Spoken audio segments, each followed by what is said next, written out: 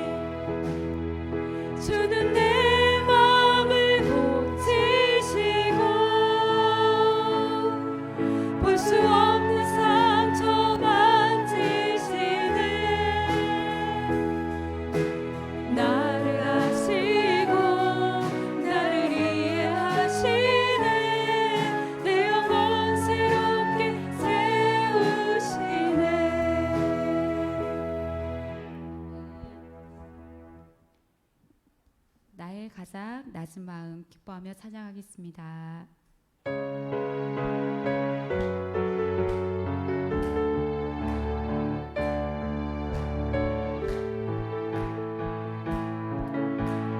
나의 가장 낮은 마음 주님께서 기뻐하시고 작은 일에 큰 기쁨을 느끼게 하시는도다. 내가 지쳐 무력할 때 주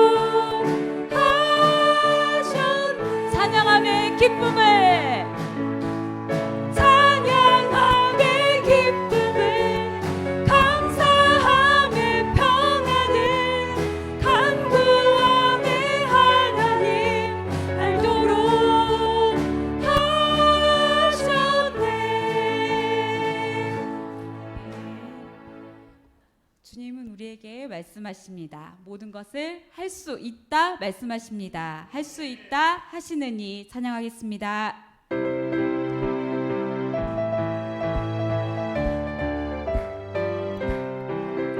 할 수 있다 하시느니 나의 능력 주 하나님 의심 말라 하시고 물결 위를 걸라 하시네 할 수 있다 하신 주 할 수 있다 하신 주 믿음만이 믿음만이 능력이라 하시네 믿음만이 능력이라 하시네 할 수 있다 하시느니 나의 능력 주 하나님 나를 바라보시고 능력 준다 하시네 할 수 있다 하신 주 할 수 있다 하신 주 사랑만이 능력이라 하시네 사랑만이 능력이라 하시네 할 수 있다 하시는 나의 능력 주 하나님 주저 말라 하시고 십자가를 지라 하시네 할 수 있다 하신 주 할 수 있다 하신 주 희생만이 능력이라 하시네 희생만이 능력이라 하시네 할 수 있다 하시느니 나의 능력 주 하나님 낙심 말라 하시고 기도하라 하시네 할 수 있다 하신 주 할 수 있다 하신 주 기도만이 능력이라 하시네 기도만이 능력이라 하시네 할 수 있다 하시느니 나의 능력 주 하나님 의심 말라 하시고 물결 위를 걸라 하시네 할 수 있다 하신 주 할 수 있다 하신 주 믿음만이 능력이라 하시네 믿음만이 능력이라 하시네 사랑만이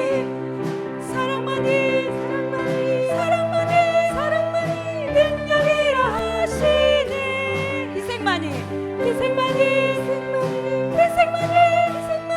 능력이라 하시네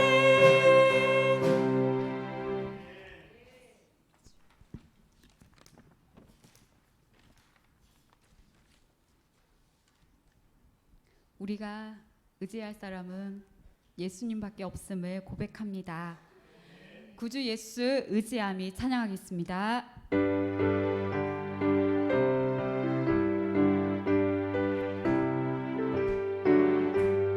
구주 예수 의지함이 심히 기쁜 일일세 영생 허락 받았으니 의심하주 없도다 예수 믿는 것은 받은 증거 많도다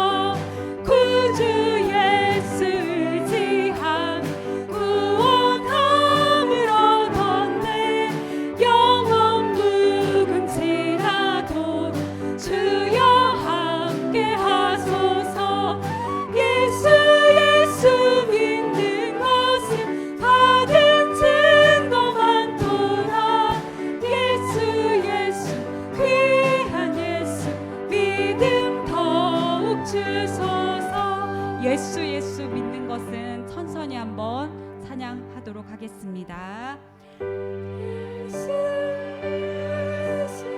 믿는 것은 받은 증거 많도다. 예수 예수 귀한 예수 믿음 더욱 주소서.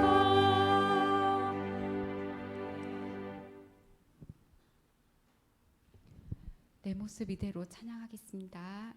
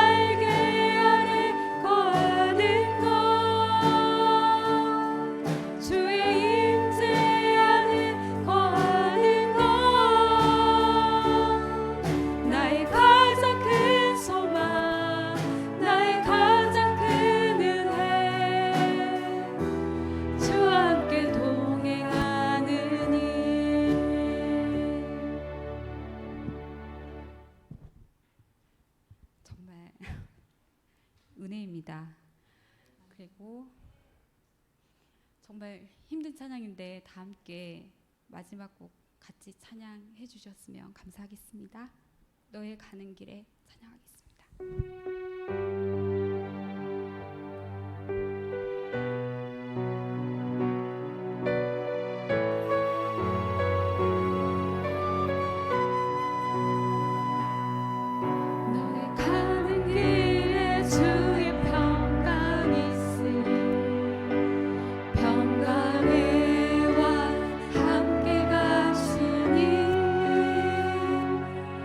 너의 걸음 걸음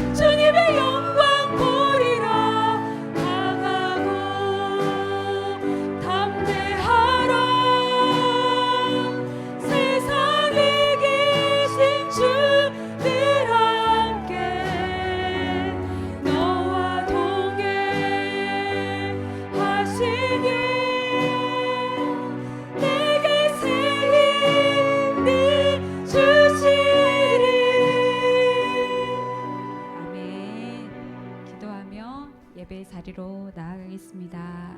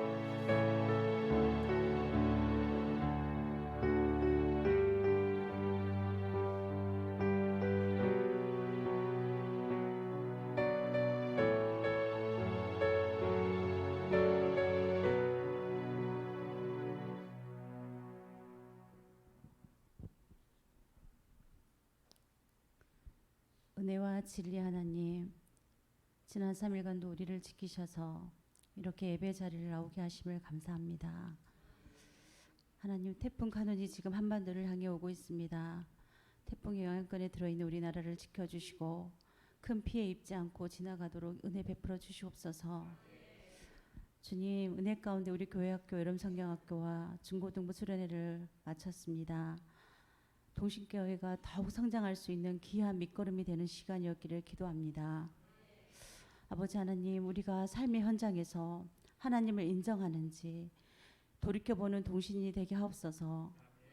또한 나로 인해 가정이 부흥하고 또 교회가 부흥하고 또 나로 인해 세상을 부흥하게 할 수 있는 우리 동신이 될 수 있도록 주님 인도하여 주시옵소서. 우리의 고난은 우리를 통해 하나님의 영광을 나타내기 위함을 알게 하신 주님, 실로암에서 맹인에게 기적을 행하셨듯이 나의 방법이 아닌 예수님의 방법을 신뢰하며 우리 영의 문이 열릴 수 있도록 주님 함께해 주시옵소서. 또한 이 시간 주님, 우리 담임 목사님 말씀 전하실 때 하나님 함께하여 주시옵소서. 그리하여서 은혜의 말씀을 전할 수 있는 귀한 시간 될 수 있도록 하여 주시옵시고, 또한 말씀 듣는 우리에게 성령님 함께하셔서 듣는 우리의 영적 귀가 열려지는 귀한 시간 될 수 있도록, 또한 그 말씀을 우리 삶 가운데서 실천할 수 있는 믿음 또한 허락하여 주시옵소서. 모든 말씀 감사드리오며 우리를 사랑하신 예수님의 이름으로 기도드렸습니다.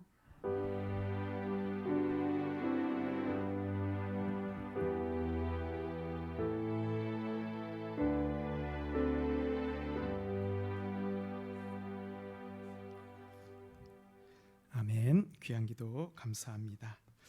하나님께서 오늘 우리에게 주시는 말씀은 사사기 1장 1절에서 2장 5절까지 말씀입니다. 사사기 1장 1절에서 2장 5절까지 말씀입니다. 구약성경 360쪽에 있습니다.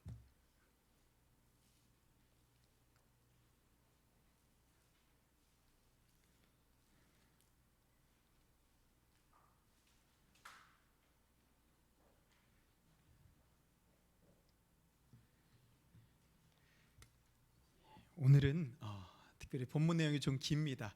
원래는 먼저 싹 읽어오시면 좋은데 그래도 또 안 읽어오신 분들도 있기 때문에 우리 사사기, 우리 성경 다 함께 보시면서 저와 함께 하나님의 말씀 교독하도록 하겠습니다. 제가 먼저 읽겠습니다. 여호수아가 죽은 후에 이스라엘 자손이 여호와께 여쭈어 이르되 우리 가운데 누가 먼저 올라가서 가나안 족속과 싸우리이까?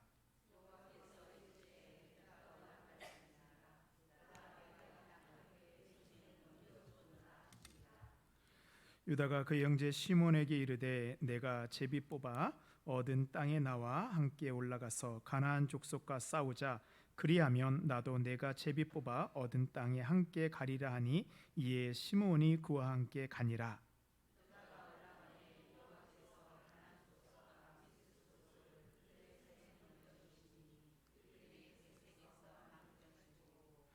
또 베색에서 아돈이 베색을 만나 그와 싸워서 가나안 족속과 브리스 족속을 죽이니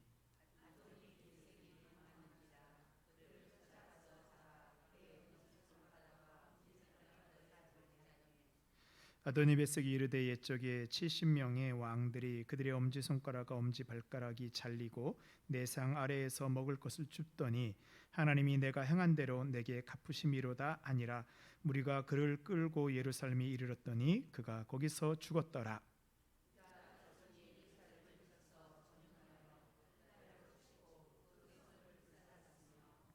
그의 유다 자손이 내려가서 산지와 남방과 평지에 거주하는 가나안 족속과 싸웠고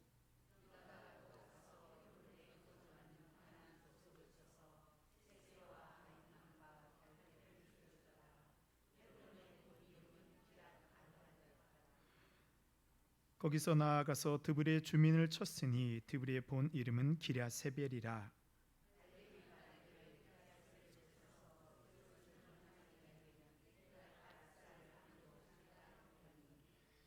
갈렙의 아우 그나스의 아들인 온니엘이 그것을 점령하였으므로 갈렙이 그의 딸 악사를 그에게 아내로 주었더라.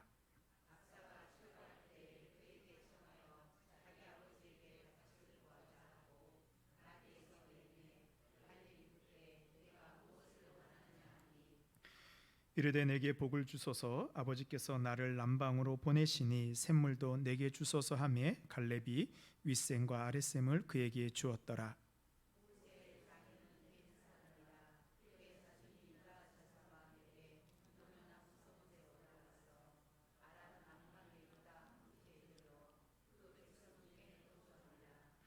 유다가 그의 형제 시므온과 함께 가서 스밧에 거주하는 가나안 족속을 쳐서 그것을 진멸하였으므로 그 성읍의 이름을 호르마라 하니라.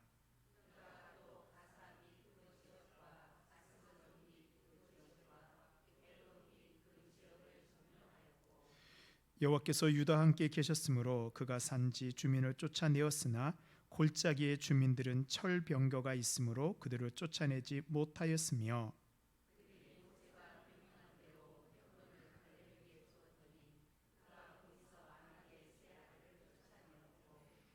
베냐민 자손은 예루살렘에 거주하는 여부스 족속을 쫓아내지 못하였으므로 여부스 족속이 베냐민 자손과 함께 오늘까지 예루살렘에 거주하니라.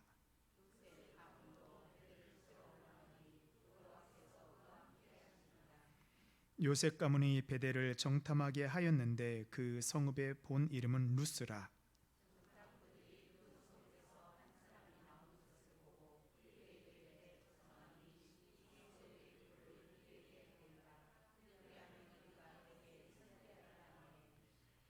그 사람이 성읍의 입구를 가리킨지라. 이에 그들이 칼날로 그 성읍을 쳤으되 오직 그 사람과 그의 가족을 놓아 보내매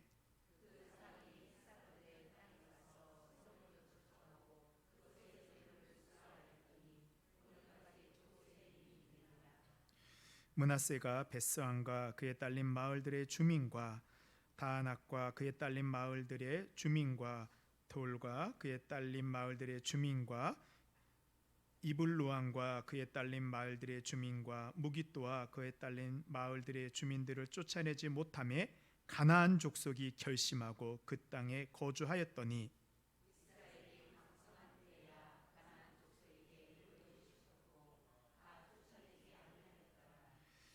에브라임이 게셀에 거주하는 가나안 족속을 쫓아내지 못하매 가나안 족속이 게셀에서 그들 중에 거주하였더라.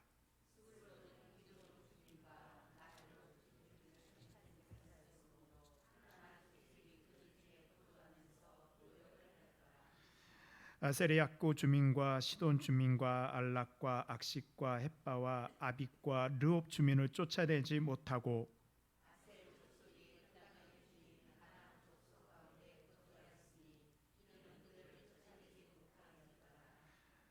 납달리는 베세메스의 주민과 베다나 주민을 쫓아내지 못하고 그 땅 주민 가나안 족속 가운데 거주하였으나 베세메스와 베다나 주민들이 그들에게 노역을 하였더라.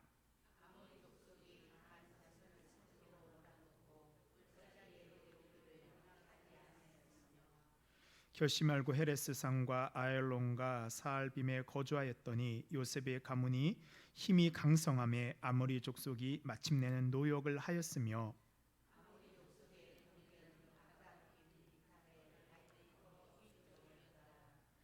여호와의 사자가 길갈에서부터 복임으로 올라와 말하되 내가 너희를 애굽에서 올라오게 하여 내가 너희의 조상들에게 맹세한 땅으로 들어가게 하였으며 또 내가 이르기를 내가 너희와 함께한 언약을 영원히 어기지 아니하리니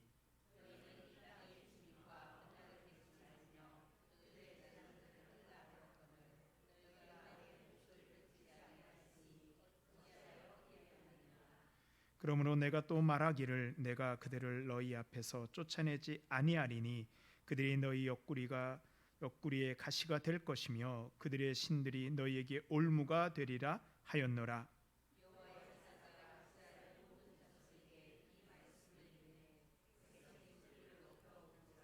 함께 읽겠습니다.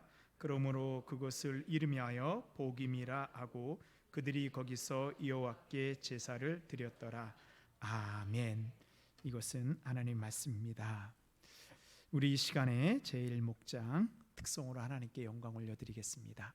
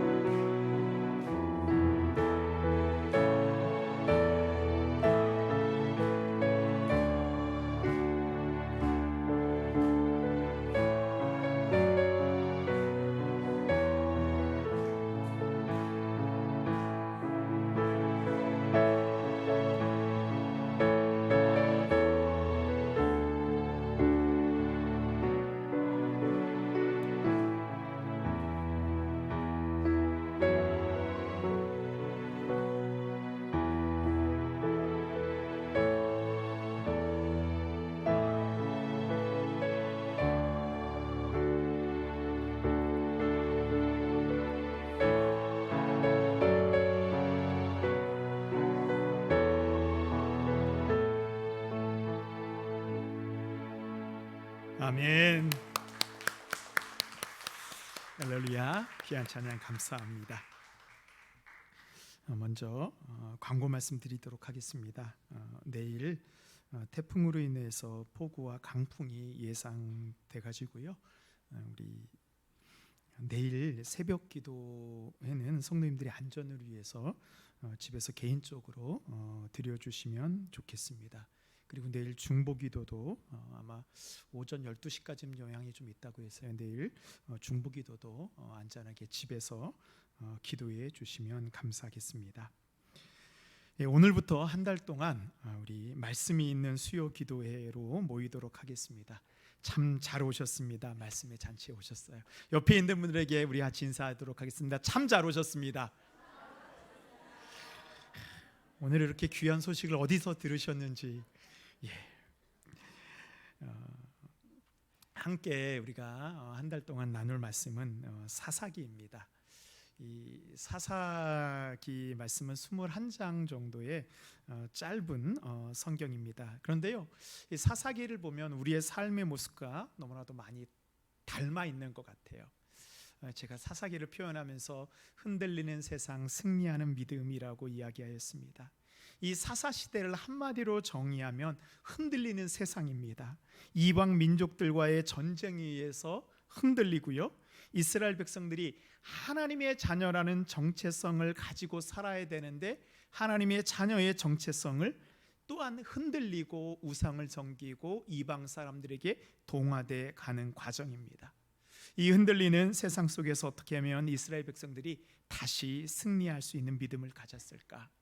우리가 사사기를 보면서 야, 나도 사사들처럼 되면 내가 올바른 믿음을 가질 수 있을까? 우리는 생각하는데요, 내 사사기를 우리가 이제 앞으로 살펴보고 사사들의 이야기를 보면요, 참 부족한 부분이 많이 있습니다. 실패한 사사들이 더 많이 있는 것 같아요. 그래서 우리는 이 어떻게 보면 역설적이게도 실패한 역사, 사사기는 실패를 통해서 배우는 믿음입니다. 그래서 이제 한 4번에 걸쳐서요, 우리가 사사기를 함께 살펴볼 텐데요. 오늘은 사사기를 시작하면서 좀 약간 개관하는 시간도 좀 앞에 갖도록 하겠습니다. 그래서 제가 나누어드린 교재 있잖아요. 좋아 보이죠? 우리 동신교회 너무 좋습니다. 이런 책을 그냥 쫙 나눠주고요. 네, 그래서 여기 앞에 보면 이름표 붙이는 거 있죠? 거기다가 이름을 적어주시기 바랍니다. 순종하는 자에게 복이 있을지어. 나중에 꼭 이름 안 쓰신 분이 놓고 가더라고요. 찾아주고 싶어도 찾아줄 수가 없습니다. 그리고 또 오늘 오신 분은 선물로 드렸지만 혹시 다음에 안 갖고 오시면 사셔야 됩니다. 그래서 다음 시간 수요일 시간에도요 꼭 가져오시고 저희가 앞으로 또한 말씀 볼 때 이 교재를 좀 사용하려고 합니다. 우리 오늘은 이 교재 다 보면은 집에 못 가니까요 64쪽 한번 펴놓고, 또 혹시나 몰라서 메모하실 분들을 위해서 친절하게 하얀 종이도 하나 넣어놨습니다. 거기다가 낙서를 하셔도 그림을 그리셔도 좋습니다. 좀 메모할 칸이 부족하기도 해요, 오늘 개론할 때는요. 그래서 우리가 먼저 구약 성경을 좀 보면요, 그 본문에 있는 여기 교재는 제가 아마 보자 그럴 때만 보시면 될 것 같아요. 나머지는 제가 주로 이제 앞에 있는 PPT 잘 보이시죠? 폰트를 제가 키웠습니다. 그래서 보시면서 또 메모할 거 있으면 메모하시고요. 구약 성경은 크게 좀 우리가 4가지로 나눌 수 있습니다. 첫 번째는 우리가 율법서라고 부르고 있는 토라입니다. 이 토라는 모세오경이라는 뜻의 히브리어거든요. 그래서 모세오경이 뭐죠? 창세기, 출애굽기, 레위기, 민수기, 신명기 5권을 우리가 토라라 부릅니다. 그리고 그 다음엔 역사서가 있어요. 우리가 그 여호수아서부터 쭉 해서 에스라, 느헤미야까지의 그런 역사에 대한 책을 역사서라고 부릅니다. 그 다음에 또 우리가 시가서가 있죠. 욥기, 시편, 잠언, 전도, 아가서, 이걸 우리가 시가서라고 부릅니다. 그 다음에 우리가 또 알고 있는 예언서가 있어요. 예언서가 뭐 있죠? 뭐 이사야, 예레미야, 아모스, 뭐 호세아, 뭐 요엘, 뭐 이런 것들이 다 그 예언서입니다. 그래서 우리가 이 구약성을 볼 때는 이렇게 크게 4가지 정도인데요. 우리가 함께 이번에 살펴볼 사사기는 역사서 안으로 우리가 분류하고 있습니다. 그래서 우리가 구약 성경을 이렇게 내용적으로 좀 분류했는데요. 시간의 구도에 따라서, 시간의 흐름에 따라서 우리가 또 좀 살펴볼 수 있는데, 먼저 하나님께서 말씀하신 이 토라는요, 이 기원입니다. 우리의 기원을 담고 있어요. 세상의 탄생이 어떻게 되었는지, 그 다음에 하나님과 우리와의 관계가 어떻게 시작되었는지를 보여주는 것이 바로 이 창세기부터 신명기까지의 이런 토라의 말씀입니다. 그래서 이 모세오경은요, 우리의 신앙의 기원이 어떻게 되었는지를 보여주고 있습니다. 그 다음에 이 역사서는요, 과거의 사건입니다. 역사를 통해서 나와 하나님과의 관계를 되돌아 보게 됩니다. 그리고 시가서는요, 뭐냐면요, 현재의 사건입니다. 우리는 시가서를 볼 때 지금까지 주로 뭐 노래나 이런 거로 봤는데요, 사실은 시가서는 시편의 노래, 잠언의 지혜의 말씀을 가지고 지금 내가 하나님과 어떠한 관계를 맺고 하나님을 어떻게 고백하고 하나님을 어떻게 찬양할 것인가를 우리가 읽는 것이 바로 시가서를 통해서입니다. 그 다음에 이제 뭐 선지서, 예언서라고도 하죠.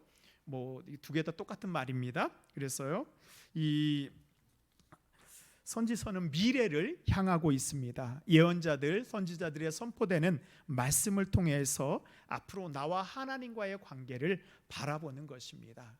그래서 토라는 관계의 시작이고요, 역사서는 관계의 회고이고, 시가서는 관계의 고백이고, 선지서는 관계의 전망입니다. 모두 다 뭐와 관계가 있어요?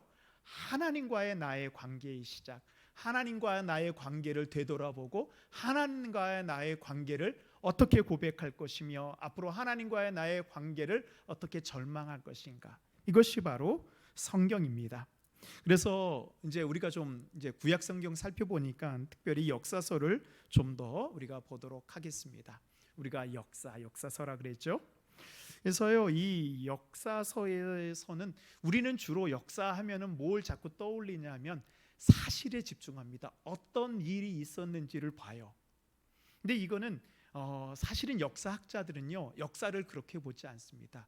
역사는 해석된다라고 봅니다. 우리가 구약 성경을 보면 이 이스라엘이 이 민족과 싸워서 이겼다라는 그런 역사들이 이 열왕기나 역대기에 나와 있어요. 그런데요, 우리의 이 구약 성경 말고 이민족들이, 그러니까 이방 민족들이 가지고 있는 역사를 보잖아요. 거기는 다르게 기록되어 있어요. 그들이 이스라엘을 쳐서 이겼다고 기록하고 있습니다. 그러니까 우리가 이 성경을 볼 때, 특별히 역사라는 것을 볼 때 우리는 사실로 보는 것이 아니고 역사를 어떻게 해석할 것인가가 더 중요한 것입니다. 그래서 우리는 이 역사서를 볼 때 또한 하나님의 관점으로 이 사실들을 어떻게 받아들일 것인가라고 생각합니다. 우리는 아까 제가 4개 구분한 것 같이 뭐 토라, 그 다음에 예언서, 뭐 역사서, 시가서 이렇게 구분을 하는데요, 이 이스라엘 사람들은요, 이 히브리인들은 역사서를 역사서라고 구분하지 않습니다. 그들의 성경책에서는요, 역사서를 어디에다 다 구분하냐 하면 예언서, 선지서로 구분을 합니다. 그렇게 보는 이유가 있어요. 왜 그러냐 하면 이 역사를 단순한 역사로 보는 것이 아니고 사실의 나열로 보는 것이 아니고 일어났던 사실에 대해서 하나님의 시각으로 이것을 어떻게 우리가 받아들일 것인가, 이것을 우리가 이제 자주 제가 표현할 때인데 해석된 역사로 보는 거예요. 그래서 역사서도 하나님의 관점으로 해석한 역사를 담고 있기 때문에 이게 뭐예요? 하나님이 우리에게 선포해 주시는 예언으로 볼 수 있는 거예요. 그래서 히브리인들은 그 사고가 역사서를 뭐로 다 구분을 하냐면 이 선지서로 다 구분을 합니다. 그러면 제가 이제 역사서가 해석된다라고 말씀드렸잖아요. 그러면 이 해석된 역사로서의 이 역사는 우리가 어떻게 볼 것인가 좀 살펴보도록 하겠습니다. 이 히브리인들은요, 이 하나님의 말씀이 선포되는 예언의 통로가 2가지 있다라고 생각을 합니다. 이 첫 번째로는 우리도 생각하는 것처럼 예언자들, 뭐 사무엘이나 이사야나 예레미야나 에스겔 같은 이런 선지자들을 통해서 하나님이 우리에게 직접 전달해 주는 것으로서의 예언이 있다라고 생각하고요. 또 하나는 뭐냐면 이미 이루어진 사건들을 통하여서 역사를 통해서 하나님의 말씀이 우리에게 전달된다라고 생각하고 있습니다. 이런 맥락에서 보게 되면요, 이 이스라엘에 지나간 일들을 우리가 신학적으로 해석한 것은 우리에게 정말 중요합니다. 단순하게 이런 일들이 있었다라는 것에서 그치는 것이 아니고 그 가운데에서 하나님의 말씀이 우리에게 전달되고 있다, 해석하고 찾아내는 그 기준을 우리가 봐야 되는 거예요. 그래서 이 역사서는요, 우리가 이제 보는 이 여호수아서부터 이 에스라까지 총 12권입니다. 그리고 이 12권 가운데 중요한 그 분기점이 있는데 바로 뭐냐면 포로기예요. 이스라엘이 멸망하고 남유다가 멸망하고 바벨론 포로기를 겪게 됩니다. 그래서요, 우리가 역사를 볼 때 포로기 이전의 역사가 있고요, 포로기 이후의 역사가 있습니다. 그래서 포로기 이전의 역사를 전 역사라고 부르는데요, 여호수아서부터 열왕기까지예요. 그것이 포로기 이전의 역사예요. 그래서 포로기 이전의 역사서는 해석해내는 키가 있는데 그 키가 바로 뭐냐면 신명기예요. 신명기를 기준으로 해서 이 여호수아서부터 열왕기하까지의 역사를 읽어내야 되는 것입니다. 그다음에 포로기 이후에 쓰여진 역사서들이 있습니다. 이 에스라서부터 역대기까지는요, 포로기 이후에 쓰여진 것입니다. 그래서 똑같이 왕들의 이야기인데 열왕기와 역대기를 보면요, 완전히 내용이 다르게 보입니다. 그래서 왜냐하면 포로기 이후에 이 쓰여진 이 책들은요, 또 보는 관점이 좀 다릅니다. 제가 역사서의 해석의 기준을 이 신명기에 둔다라고 말씀을 드렸습니다. 그래서 우리가 이것을 신명기 역사관, 그래서 신명기 사관이라는 표현을 씁니다. 아주 가끔씩 이제 이런 말들을 하는데요, 별로 어려운 게 아니에요. 신명기 사관은 뭐냐면, 신명기의 키는 뭐냐면 한 개인이나 한 나라의 흥망성쇠가, 그러니까 한 나라가 복을 받고 한 개인이 복을 받고 한 나라가 멸망하고 한 개인이 이 멸망하는 그 기준이 어디 있냐면 하나님의 말씀에 순종하는가 순종하지 않았는가에 있는 거예요. 그래서 하나님의 말씀에 순종하여 복을 받은 사람, 하나님의 순종하여 복을 받은 나라, 그러나 하나님의 말씀에 순종하지 않고 죄악 때문에 멸망한 사람과 멸망한 나라가 바로 이 신명기 관점을 가지고 우리가 역사를 해석하는 것입니다. 그래서요, 제가 포로기가 역사의 중요한 그 구분점이 된다고 하는데, 이 포로기 이전의 역사들을 쭉 보게 되면요, 하나님이 선택한 하나님의 백성 선민들이 어떻게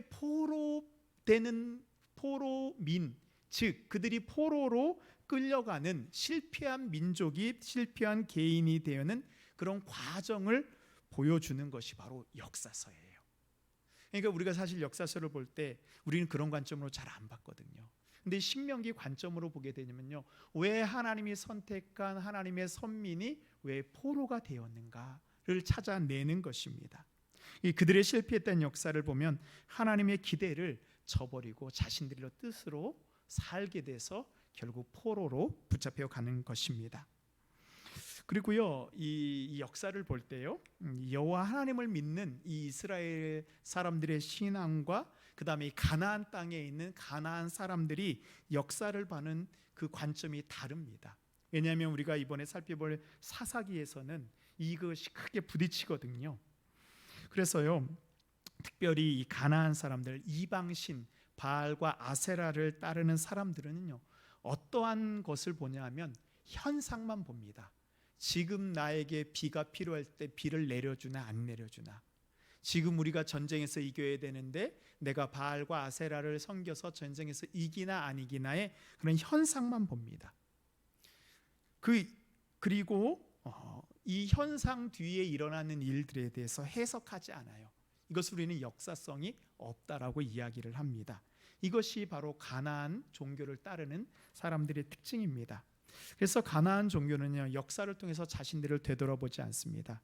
그러나 여호와 신앙을 가진 사람들은 뭐냐면 역사를 통해서 자신들을 되돌아보고 현재를 판단하고 미래를 바라볼 수 있는 것입니다. 그래서 우리의 신앙도요, 신앙의 여정도 보면 이 하나님의 역사 가운데 있잖아요. 그래서 우리의 모습이 우리의 삶의 그런 역사들을 하나님의 말씀으로 해석해낼 수 있는 힘이 우리에게 있어야 됩니다. 지나간 과거의 사건들을 통해서 이것이 바로 하나님의 뜻이었구나. 그럼 내가 현재의 나의 삶의 자리에서 내가 어떻게 살아갈 것인가를 하나님의 말씀을 역사를 통해서 우리가 듣게 되는 것입니다. 역사서를 통해서 우리가 이것을 깨닫게 됩니다. 또한 이 역사는요, 하나님의 살아계시는 역사의 현장입니다. 그래서요, 여기서 처음에 역사할 때는 히스토리를 얘기하고요, 그 다음에 역사하시는 뭐예요? 하나님의 힘, 하나님의 파워를 이야기하는 것입니다. 우리가 그 히스토리를 통해서 하나님의 파워를 경험하는 것입니다. 그래서요, 이 다른 종교를 보면은 이 신을 만나기 위해서 내적 성찰이나 자연을 통해서 신이 어떤 존재인지 파악하려고 합니다. 그러나 성경에서는 이 하나님의 히스토리 가운데 하나님의 파워가 어떻게 드러나셨는지, 하나님이 어떻게 우리를 구원하셨는지, 하나님이 어떻게 우리를 심판하셨는지, 지금 하나님이 어떻게 일하시고 계시는지를 바로 성경을 통해서 그 히스토리를 통해서 우리에게 보여줍니다.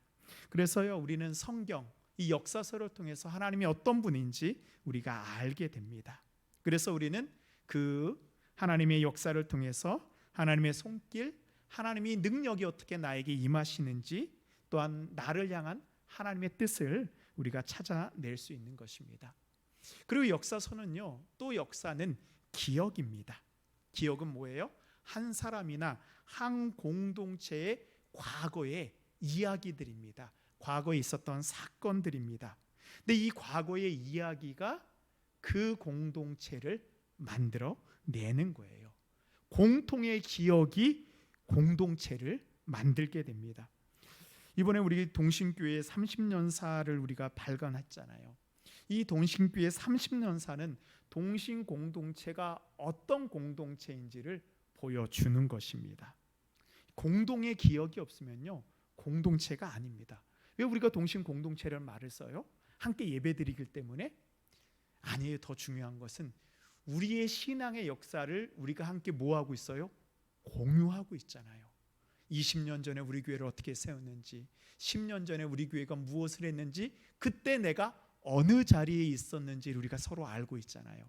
그것이 바로 공동체입니다. 그래서요, 우리가 공동체라고 이야기할 때에는 공동체를 이루기 위해서는요, 우리가 교회의 사역에 함께 참여해야 돼요. 공통의 기억이 없었잖아요. 내가 있던 자리가 없으면 내 공동체가 될 수가 없습니다. 그래서 우리가 교회를 얘기할 때 예배 공동체라는 이야기를 많이 합니다. 그러나 예배만 잘 참석한다고 해서 그 교회가 좋은 공동체가 될 수 있을까요? 아닙니다. 예배와 함께 우리의 역사를 만들어가는 하나님의 사역의 자리에 누가 있어야 돼요? 내가 있어야 되는 거예요. 공동체에 적응하지 못하는 분들의 특징을 잘 보면요, 예배도 잘 참석했어요. 기도회도 잘 참석한 것 같은데요. 그런데 우리 동신교회를 만들어가는 그 자리에, 사역의 자리에 그 사람이 없는 거예요. 그러니까 공동의 히스토리를, 그 기억을, 메모리가 없으니까 그 사람이 자꾸 공동체에 들어가지 못하고 자꾸 주변인으로 남게 되고요, 교회를 떠나게 되는 거예요. 그래서 우리가 이 공동체는 공동체의 기억, 그것을 통해서 공동체의 역사, 내가 공동체의 한 일원이 되어 가는 것입니다. 그래서 우리의 가정도 마찬가지죠. 우리의 가정을, 역사를 기억하고 그것을 전수해 주는 일이 중요합니다. 그럴 때 가정 공동체가 만들어지는 거예요. 우리 자녀들과 함께 좋은 기억, 좋은 추억을 함께 만들어가는 것이 중요합니다. 또한 가정은 뭐예요? 가장 작은 신앙 공동체, 가장 작은 교회입니다. 부모의 신앙이 자녀에게 이어지기 위해서는 뭐예요? 공동의 신앙의 기억들이 있어야 되는 거예요. 내가 함께 우리 가정이 가정 예배를 드리고 어디에 가서 신앙 경험을 한 것, 어디 기도원에 갔던 것, 어디 기독교 박물관에 갔던 것, 함께 수련회에 갔던 공동의 신앙의 기억들이 있을 때 가정이 바로 신앙 공동체가 될 수 있는 것입니다. 그것을 기억하고 기록하는 것이 중요합니다. 그래서 이스라엘 백성들 역시요, 이 역사서를 통해서 하나님의 백성이 무엇인지, 그 정체성이 무엇인지, 그들의 운명이 무엇인지를 이 역사 공동의 기억을 통해서 계속 전수시켜 나갑니다. 그래서 이 역사의 기억은 정체성 확립과 공동체 형성의 중요한 수단이고 도구입니다.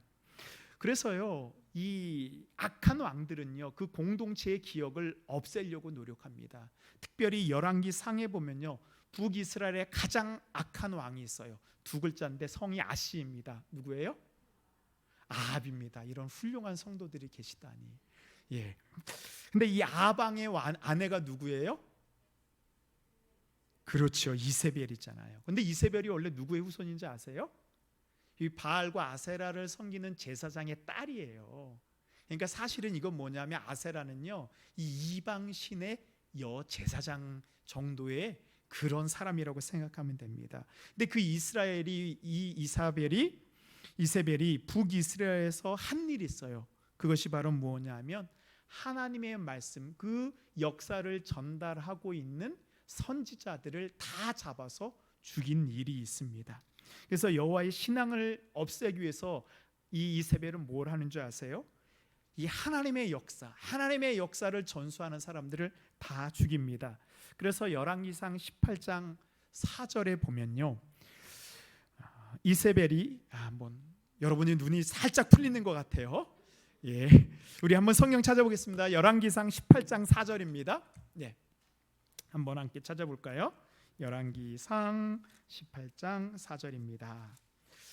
예, 오늘부터 수요 기도에는 좀 말씀에 대한 사경이기 때문에 조금 말씀을 많이 보도록 하겠습니다. 자, 열왕기상 18장 4절입니다.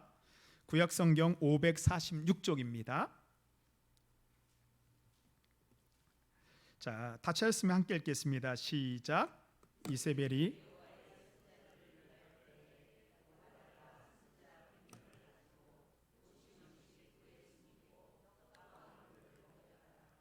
아멘.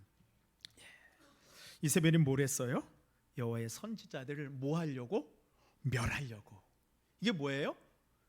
역사를 기억하고 하나님에 대한 서사, 그 이야기를 전하는 선지자들이 없어지면 어떻게 된다는 거예요? 여호와의 신앙이 무너진다는 거예요. 그래서 내가 하나님의 신앙을 전달하지 않으면요, 우리 가정, 우리 교회에 신앙이 무너지는 거예요. 근데 하나님께서 어떻게 했어요? 이 오바다를 통해서 선지자 100명을 뭐예요?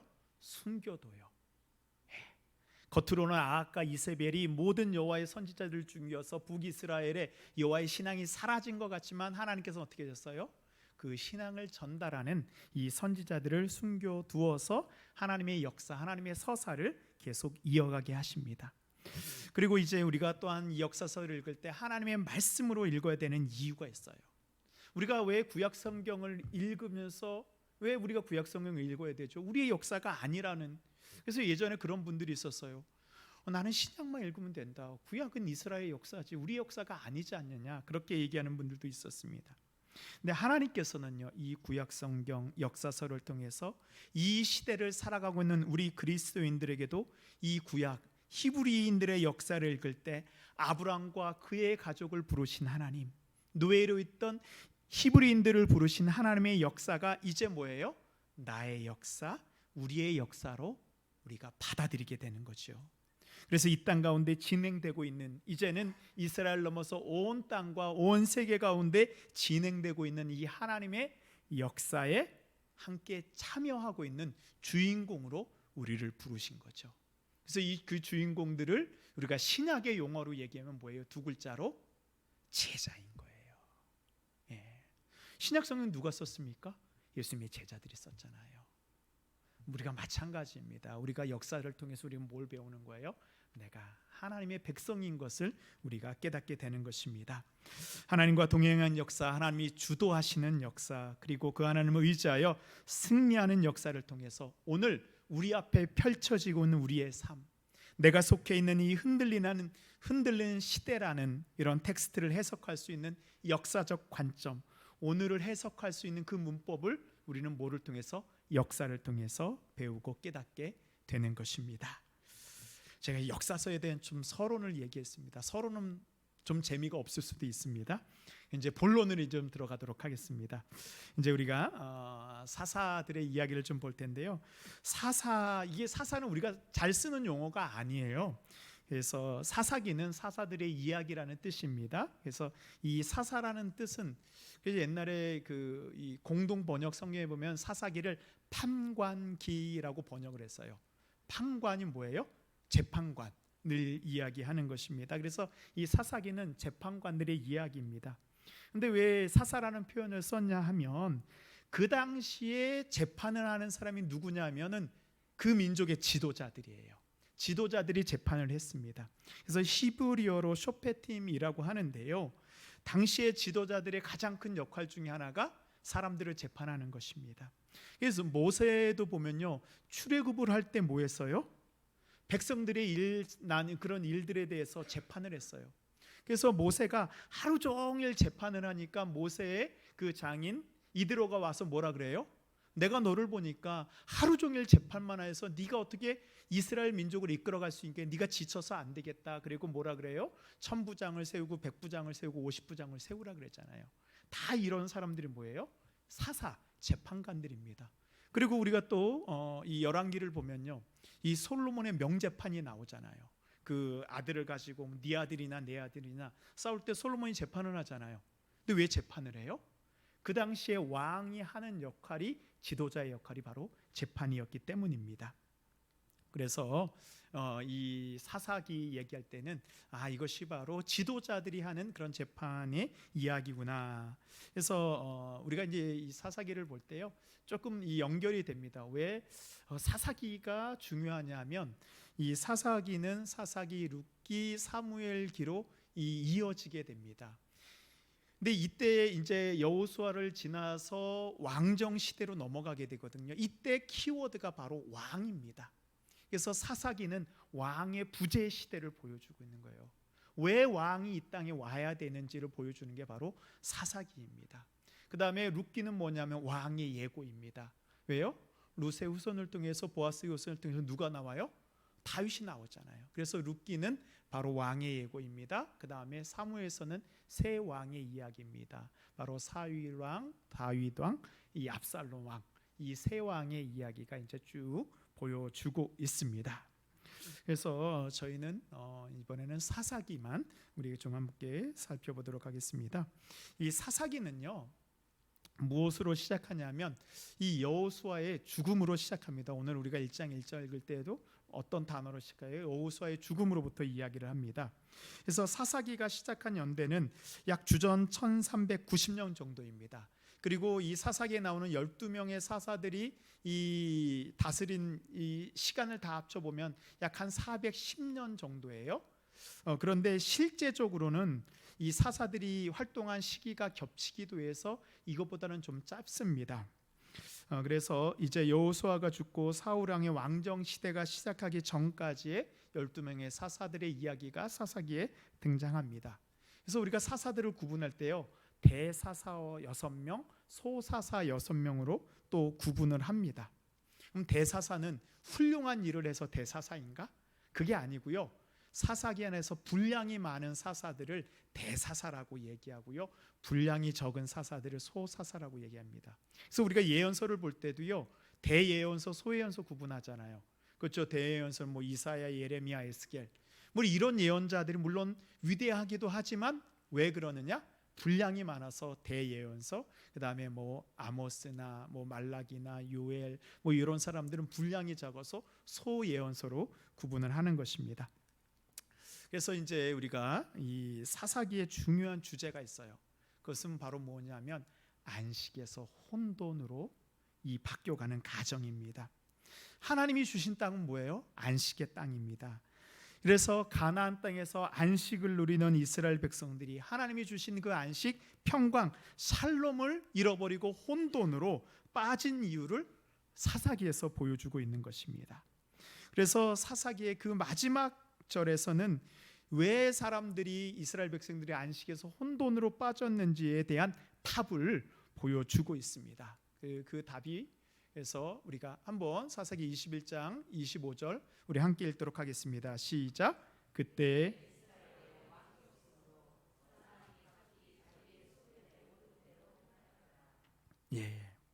왜 안식에서 혼돈으로 빠지게 되었는지가 바로 이 사사기에서 마지막 절에서 우리에게 답을 제시하고 있어요.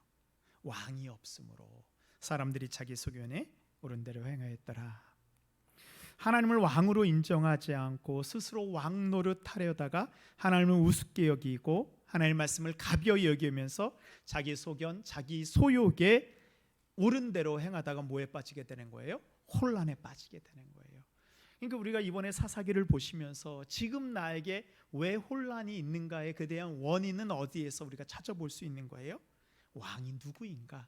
내 마음의 왕자에 지금 누가 앉아 있는가를 우리가 보면 알 수 있는 거예요.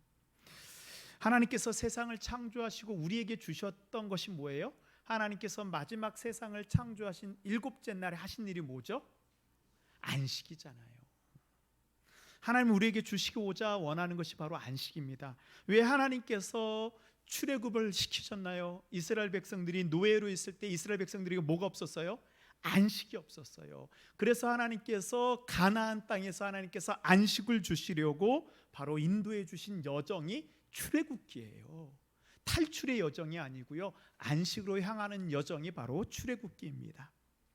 근데 이스라엘 백성들은 그 하나님의 안식, 평강, 샬롬을 누리기 위해서 주신 그 가나안 땅에서 안식을 누리는 것이 아니고 뭐에 빠지게 돼요? 혼란과 혼돈과 통고 가운데 빠지게 됩니다. 우리도 마찬가지입니다. 하나님께서 우리에게 예비하여 주시고 우리에게 주시기를 원하는 것이 바로 뭐냐면 안식, 샬롬, 평강입니다. 우리가 이것을 알아야 돼요. 근데 우리가 이것을 왜 누리지 못하고 혼란 가운데 빠지게 되었을까요? 우리가 그것을 사사기를 통해서 또 함께 우리 살펴보도록 하겠습니다. 이 사사기의 흐름은요, 이 세 가지 정도입니다. 먼저 이 사사들이 세워지기 전의 사건입니다. 서론인데요, 1장 1절에서 3장 6절까지입니다. 그리고 사서들이 활동하던 시기 3장 7절에서 16장까지, 그 다음에 마지막 결론이면서 사사들의 한계, 즉 왕이 없던 시기의 한계가 마지막으로 보여주는 것이 17장에서 마지막 21장까지입니다. 그리고 이 사사기의 구조를 좀 보면요, 모든 책은 이제 서론과 이 결론이 있잖아요. 그래서 사사기에 서론이 있어요. 1장 1절부터 3장 6절까지 있는데 보통 우리가 보는 성경책에는 서론이 하나입니다. 근데 사사기는요, 서론이 두 개예요. 그것을 어떻게 알 수 있냐 하면 우리가 1장 1절을 시작할 때 누구의 죽음으로부터 시작해요? 여호수아의 죽음으로부터 시작해요. 근데 2장에 보면 또 뭐로 시작해요? 여호수아의 죽음이 또 등장하고 있습니다. 그 2장 6절에 오늘 읽지는 않았지만요, 2장 6절에 봐도 또 여호수아의 죽음으로부터 또 시작됩니다. 그래서 사사기의 이 서론이 두 가지입니다.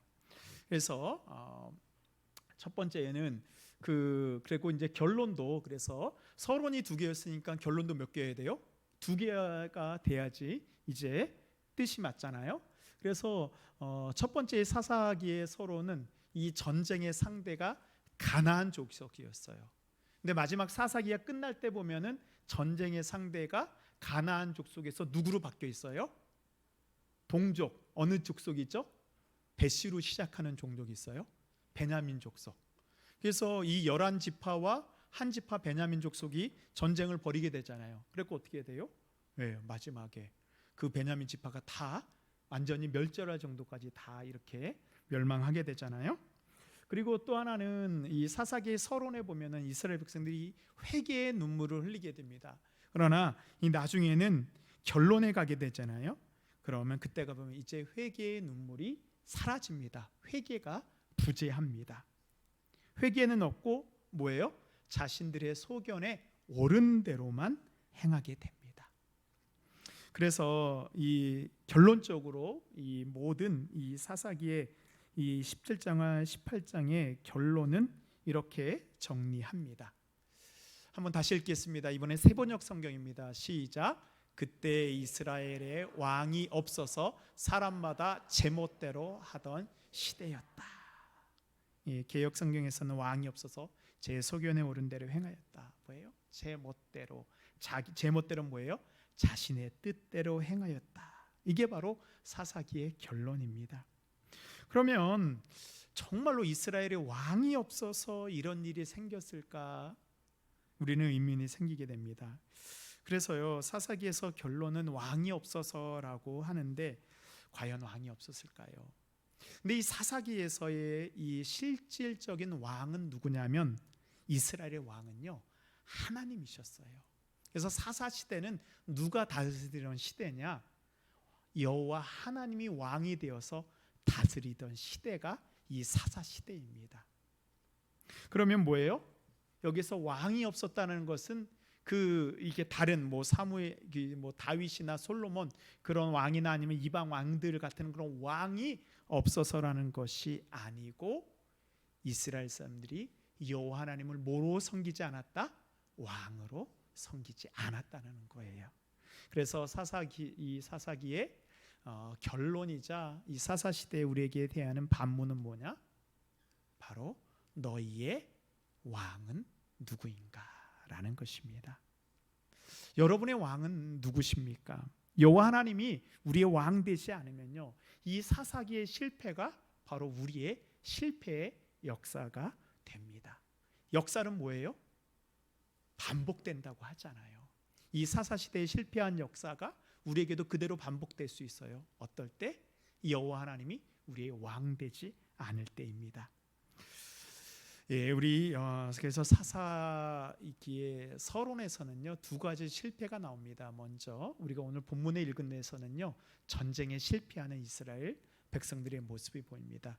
우리가 우리 1장을 쭉 읽을 때 앞부분에서는 뭐예요? 다 정복하잖아요.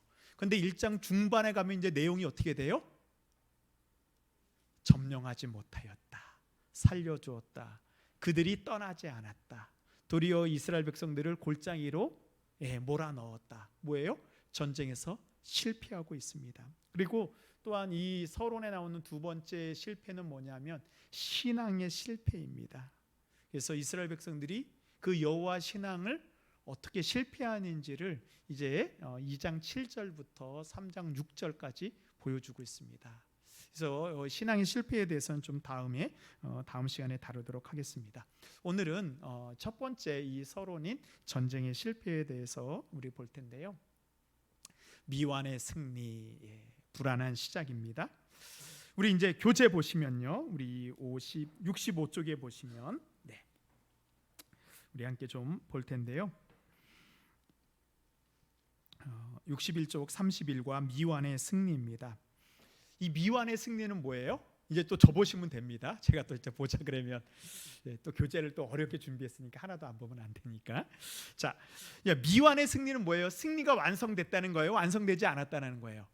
완성되지 않았다는 거잖아요. 완전한 승리가 아니고 절반의 승리예요.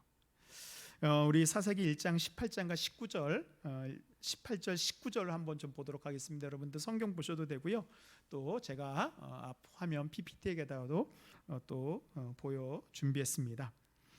유다가 또 가사 및 그 지역과 스글론 및 그 지역과 에그론 및 그 지역을 점령하였고, 이제 19절부터 보세요. 바뀝니다.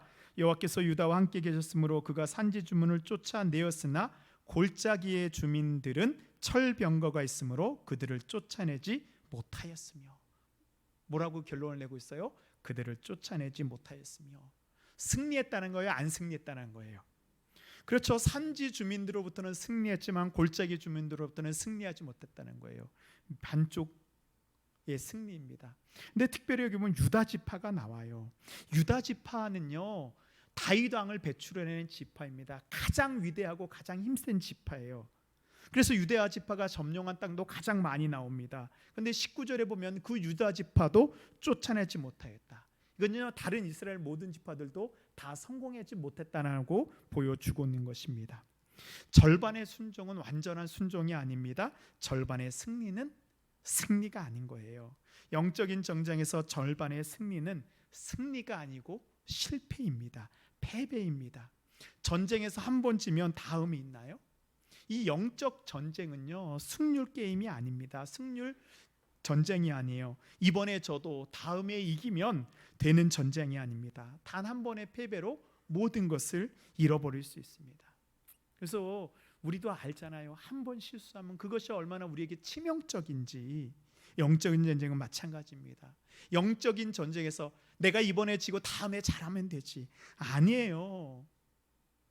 이번에 적당히 해서 내가 좀 넘어가면 되지 않을까? 아닙니다. 영적 전쟁은요 한 번 지면 모든 것을 잃어버리게 됩니다. 그래서 영적 전쟁에서 진다는 것은 어떤 의미인가? 죄에게 진다는 거예요. 대적 앞에 굴복한다는 뜻입니다.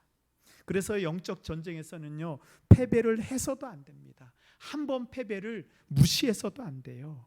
한 번의 패배로 모든 것을 잃어버릴 수 있는 싸움입니다. 세상의 싸움은 한 번 지고 다음에 이기면 되지만 영적 전쟁은 그렇지 않습니다. 왜 사사기가 마지막에 가면 갈수록 그들이 실망하고 무너지는가? 전쟁에서 졌는데, 영적 전쟁에서 졌는데요 그들이 다시 회복하려고 하잖아요. 이번에 졌는데 다음에 한번 이기면 되지. 계속 그런 아니라고 나태한 마음 때문에 결국 사사기 마지막 갔을 때 그들의 신앙이 다 무너지게 됩니다. 우리가 한번 1장을 좀 더 살펴볼 텐데요. 우리 27절 한번 보도록 하겠습니다. 27절 좀 볼 텐데요. 므낫세가 벳스왕과 그에 딸린 마을들의 주민과 다낙과 그에 딸린 마을들의 주민과 돌과 그에 딸린 마을들의 주민과 이블로안과 그에 딸린 마을들의 주민과 무기또와 그에 딸린 마을들의 주민들을 쫓아내지 못함에 가나안 족속이 결심하고 그 땅에 거주하였더니. 전쟁에서 한 번 지고 나니까 어떻게 해요? 가나안 족속이 어떻게 해요? 결심하는 거예요. 야, 내가 여기 있을 만하구나. 저 사람들이 여호와의 신앙을 가지고 단단하지 않더니 싸우니까 우리가 이기네? 어떻게 보는 거예요? 이스라엘 백성들을 얕잡아 보는 거예요. 한 번 전쟁에서 지니까 가나안 족속이 그렇게 보는 것입니다. 30절 한번 보겠습니다. 스불론은 기드온 주민과 나아롤 주민을 쫓아내지 못하였으므로 가나안 족속이 그들 중에 거주하면서 노역을 하였더라. 쫓아내지 못하니까 어떻게 돼요? 나가지 않는 거예요. 전쟁에서 실패치면요, 그것이 계속 이어지게 되는 것입니다. 이스라엘 백성들 한 번, 두 번의 패배를 대수롭지 않게 여깁니다. 우리 1장 보면서 계속 봤잖아요. 유다 지파도 지고 요셉 지파도 지고 스불론 지파도 지고 시므온 지파도 지고 계속 지는데 어떻게 해요? 대수롭지 않게 여겨요. 그러다 나중에 어떻게 돼요? 그들이 하나님께서 주신 그 약속의 가나안 땅, 그들이 차지했던 그 약속의 땅도 어떻게 돼요? 그 기업도 다 잃어버리고 점점 몰락과 실패의 길로 나아가게 되는 거예요. 한 번의 전쟁이 얼마나 중요한지 우리는 알 수 있어요. 그러면 이들이 실패한 이유가 무엇일까요? 우리가 또 좀 살펴보도록 하겠습니다. 실패의 이유를 좀 보도록 하겠습니다. 이들이 실패한 이유. 우리 한번 일단락, 우리 한번 그 교재 65쪽에 한번 좀 우리 핵심 내용 볼 때요. 우리 같이 한번 빈칸을 채워보도록 하겠습니다. 우리 함께 볼까요? 시작. 사사기의 이중 소곡 중 첫째는 전쟁의 실패를, 둘째는 신앙의 실패를 다루고 있다. 이것은 여호수아의 죽음과 더불어 우울한 시작이고 불안한 시작이다. 이 사사기의 시작은 여호수아의 죽음으로부터 시작합니다. 이스라엘의 버팀목이었고 위대한 지도자였던 여호수아라는 그런 걸출한 지도자의 죽음은 한 시대의 이제 마감을 보여주고 있어요. 그런데 이 지도자의 죽음은요, 곧 한 시대의 마감이기도 하지만 공동체의 위기를 가져오게 됩니다. 그리고 이제 그 지도자가 없는 사람들의 믿음의 현주소를 가름할 수 있는 시험의 순간이 되게 됩니다. 근데 제가 이 사사기 말씀을 준비하면서 이 사사기 말씀이 우리 교회에게 주시는 그런 메시지, 시사하는 바가 있다라는 것이 보이더라고요. 1년 전에 우리 교회를 개척하신 원로 목사님께서 은퇴를 하셨습니다. 33년 동안 교회를 이끈 지도자의 뭐예요? 퇴장이죠. 이 1세대의 개척자의 퇴장과 함께 무너지는 공동체가 있고요, 새로 성장하는 공동체가 있습니다. 저는 목회를 하면서 이것을 참 많이 봤어요.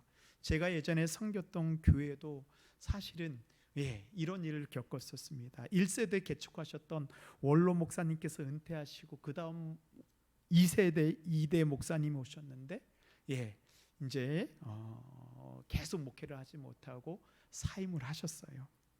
어떻게 돼요? 그러니까 지도자의 한 지도자에서 다음 지도자로 바뀌는 것은요, 위기의 순간이에요. 그래서 제가 섬겼던 교회도 성장하고 성숙하지 못하고 퇴보하고 쉽게 다시 일어나지 못하고 있더라고요. 저는 여기서 누가 잘하고 잘못됐다는 걸 얘기하는 게 아니고, 중요한 건 뭐냐면 어느 공동체이든지 지도자의 퇴장은 위기의 순간이라는 거예요. 이런 역사의 시각으로 보면 지금 우리 동신 공동체는 어떤 시간이에요? 위기의 시간을 보내고 있는 것입니다. 그래서 제가 가끔씩 우리 영적 전쟁을 하고 있다, 우리가 깨어 있어야 된다라는 그런 말씀을 제가 가끔씩 드렸는데요, 지금 우리는요, 우리가 가지고 있는 믿음을 시험받고 있는 순간입니다.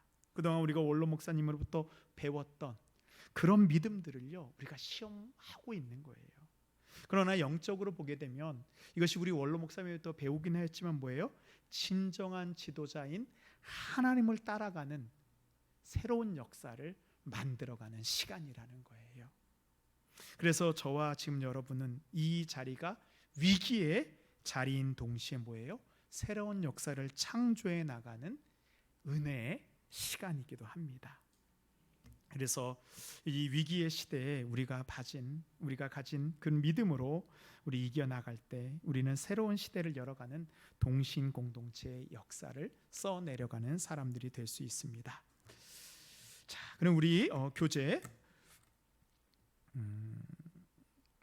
우리 보시면 이것은 여호와의 죽음과 더불어 우울한 시작이고 불안한 시작이다. 자, 우리 두 번째 단락 함께 읽도록 하겠습니다. 시작.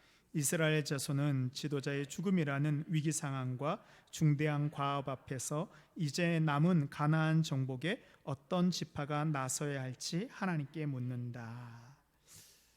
우리 사사기 1장 1절 우리 한번 앞에 있는 걸로 보도록 하겠습니다. 시작. 여호수아가 죽은 뒤에 이스라엘 자손이 주님께 여쭈었다. 이거는 이제 세번역 성경인데요, 우리가 이제 이스라엘 자손들이 여호수아의 죽음이라는 그런 위기 앞에서 충분히 낭망하고 또한 절망하고 수 있는데, 이제 가나안 땅에 남아 있는 정복 역사를 어떤 지파가 어떻게 나서야 되는지를 하나님께 묻고 질문을 합니다. 근데 우리가 이 사실은 여호수아 이 사사기 전에 여호수아서를 보면서 우리가 착각하는 내용이 있어요. 그거는 뭐냐 하면 이 여호수아서를 쭉 보면요, 이 가나안 땅의 정복 전쟁이 뭐 된 것처럼 보여요? 끝난 것처럼 보여요. 다 가나안 땅의 정복 전쟁이 끝나고 다 땅을 배분 받은 것처럼 보입니다. 전쟁이 끝난 것처럼 보여요. 근데 사실은 이 여호수아의 정복 전쟁은 뭐냐 하면 가나안 땅의 중요한 부분들만 함께 정복한 거예요. 모든 12지파가 힘을 합쳐서 가나안 땅의 중요한 그런 땅들을 정복하고, 나머지 땅들은 어떻게 해요? 먼저 분배를 해줍니다. 다 정복하지 못했는데도 각 지파들에게 분배해지고 그 분배받은 땅을 각각의 지파들이 가서 정복하여 기업을 삼으라고 하면서 여호수아서가 끝나게 되는 거예요. 그래서 뭐예요? 땅을 정복하는 사명을 가지고 시작하는 성경이 사사기예요. 그래서 사사기는 전쟁이 끝난 것이 아니고 전쟁이 계속 이어지고 있는 것이죠. 그래서 우리도 신앙생활하면서 그런 생각을 가지게 됩니다. 우리가 하나님을 믿기만 하면 모든 것이 다 이루어졌다라고 우리가 생각을 합니다. 그런데 우리가 역사를 보면 그렇지 않습니다. 우리가 신앙을 가지게 되면 하나님께서 우리에게 어때요? 이 약속의 땅을 하나님이 우리에게서 뭐예요? 주십니다. 뭐로 주세요? 약속으로 주시는 거예요. 언약으로 주시는 거예요. 그리고 뭐예요? 신앙은 뭐예요? 그 약속으로 언약으로 주신 땅을 바로 내 땅으로 만들어가는 것이 바로 신앙입니다. 그 언약을 성취하는 것이에요. 우리 두 발로 밟고 정복하는 것이 바로 우리가 이 땅에서 해야 될 우리의 사명이고 역할입니다. 그래서 이거를 혼돈하시면은 안 됩니다. 물론 하나님께서 우리가 먼저 가세요. 이 모세오경을 보면요, 하나님께서 광야를 지나가실 때 그렇게 표현하고 있어요. 여호와 하나님께서 왕벌을 먼저 보내시어 그 땅에 있는 거민들을 하나님께서 먼저 다 이렇게 전쟁을 하는 그런 이야기, 그런 모습들이 나옵니다. 그리고 하나님께서 어떻게 해요? 우리가 먼저 가야 될 때, 이스라엘 백성들이 먼저 가야 될 때는 어떻게 해요? 불기둥과 구름기둥이 먼저 거기 가고 있죠. 인도해 주세요. 그런데 중요한 건 뭐 돼요?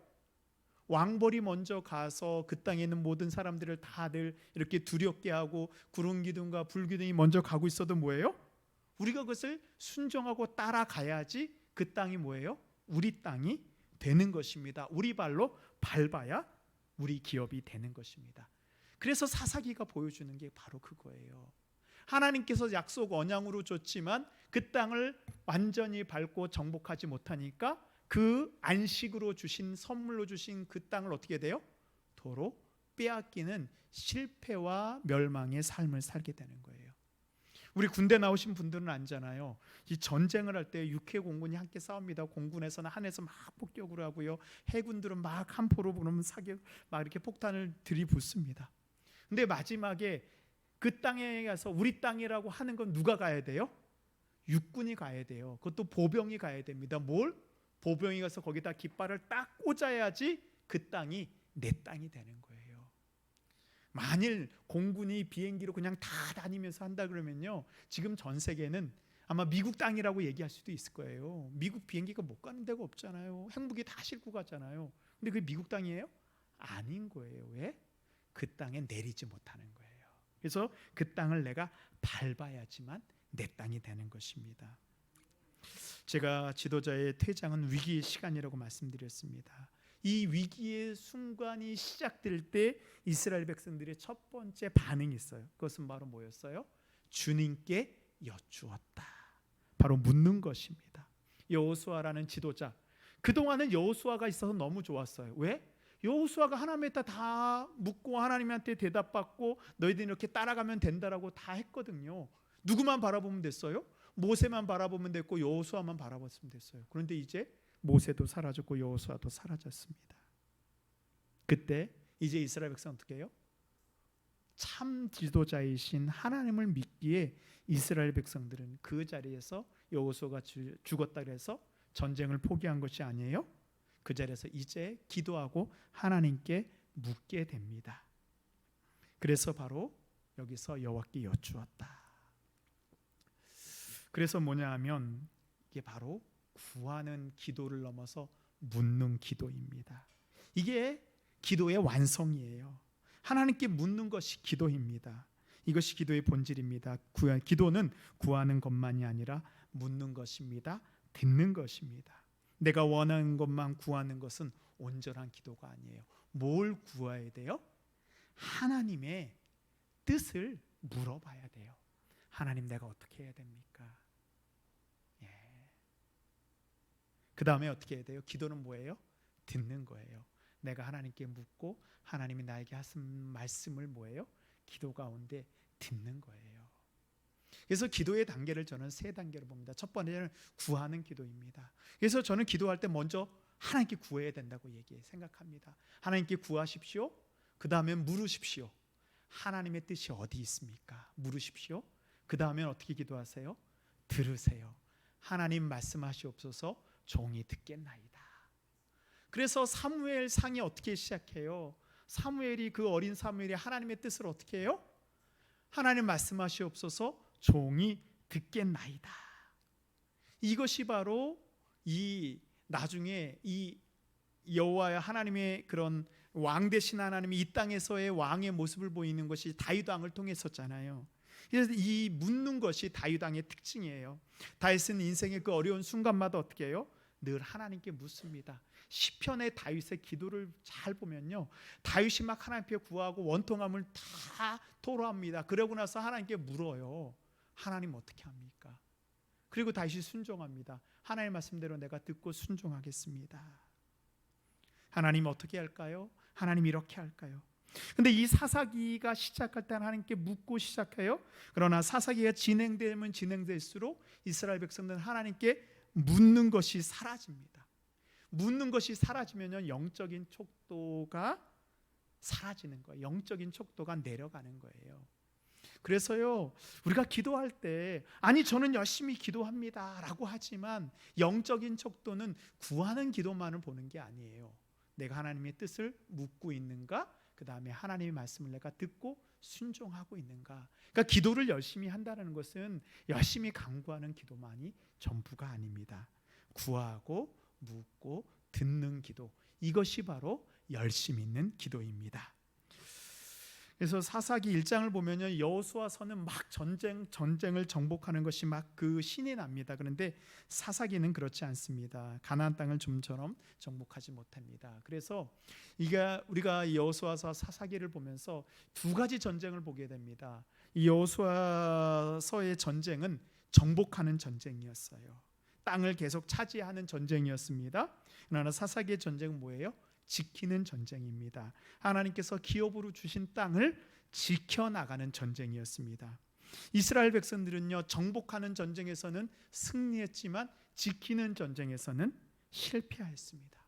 근데 우리의 신앙도 보면요, 이럴 때가 많아요. 우리가 신앙을 갖기 위해서 영적 전쟁을 할 때가 있고요, 신앙을 지키기 위해서는 영적 싸움이 있어요.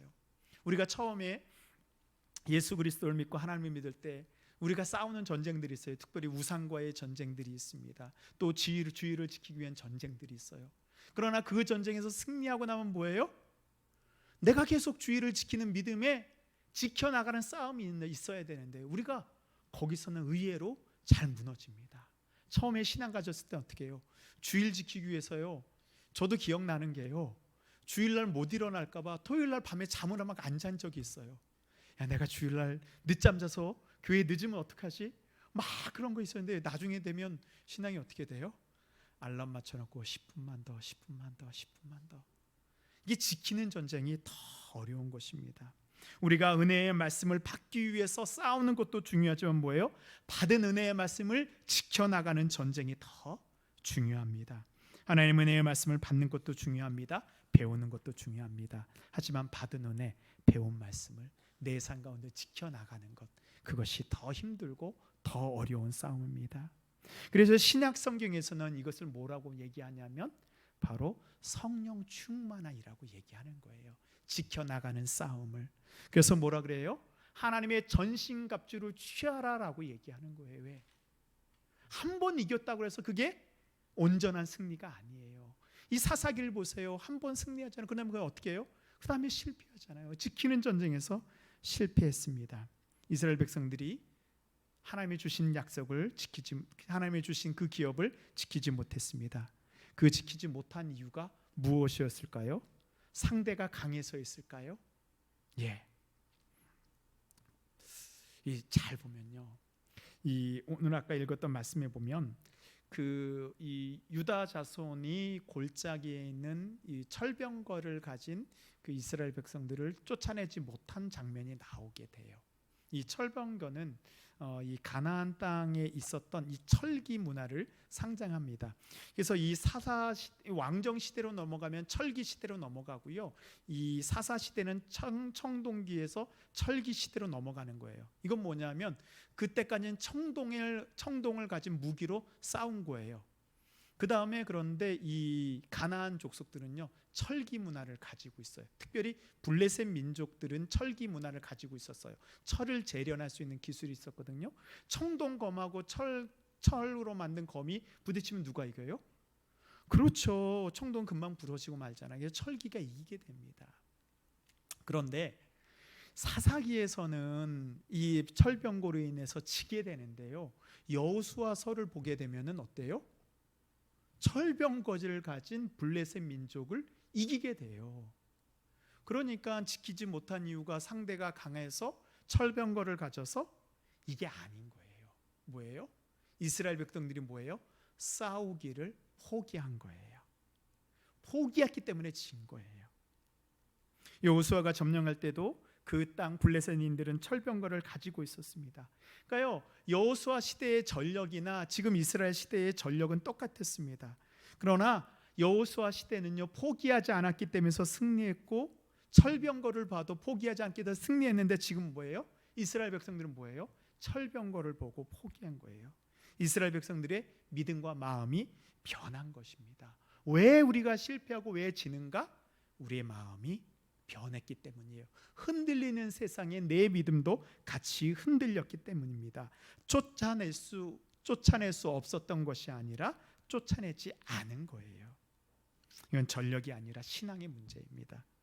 또 하나는 이용의 문제예요. 이번에 보시면 적들을 노역자로 이용하기 위해서. 그러니까요, 이스라엘 백성들은 그 가나안 땅의 사람들을 뭐예요?